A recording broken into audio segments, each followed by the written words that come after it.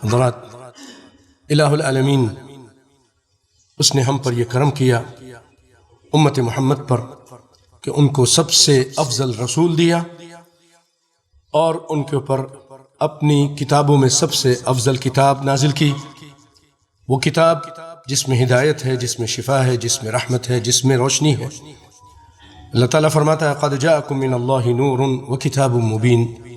تمہارے پاس اللہ کی طرف سے ایسی کتاب آئی ہے جس کے اندر نور ہے، اور وہ کتاب واضح کتاب ہے۔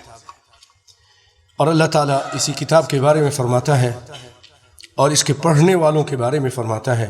ان الذین یتلون کتاب اللہ، بے شک وہ لوگ جو تلاوت کرتے ہیں اللہ کی کتاب کی، وَأَقَامُوا الصَّلَاةَ، اور نماز قائم کرتے ہیں، وَأَنفَقُوا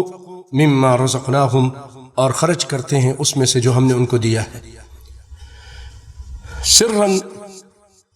وعلانیہ، چھپا کر اور علانیہ بھی، یرجون تجارتاً، ایسی تجارت کی امید کرتے ہیں، لن تبور،